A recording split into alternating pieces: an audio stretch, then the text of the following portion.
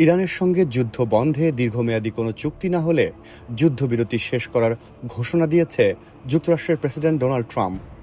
বুধবারের মধ্যে সমঝোতায় পৌঁছাতে ব্যর্থ হলে ইরানে আবার বোমা হামলা শুরু হতে পারে বলে ট্রাম্প হুঁশিয়ারি দিয়েছেন। আল জাজিরা বলছে, মার্কিন প্রেসিডেন্টের সরকারি উড়োজাহাজ এয়ারফোর্স ওয়ানে সাংবাদিকদের সঙ্গে আলাপকালে ট্রাম্প এসব কথা বলেন। ট্রাম্প বলেন, তিনি হয়তো এ যুদ্ধবিরতির মেয়াদ আর বাড়াবেন না, তবে অবরোধ বজায় থাকবে। ফলে একদিকে অবরোধ থাকবে, অন্যদিকে দুর্ভাগ্যবশত তাদেরকে আবারও বোমা হামলা শুরু করতে হবে। যুক্তরাষ্ট্র ও ইরানের মধ্যে চলমান 2 সপ্তাহের যুদ্ধবিরতির মেয়াদ আগামী বুধবার শেষ হওয়ার কথা রয়েছে।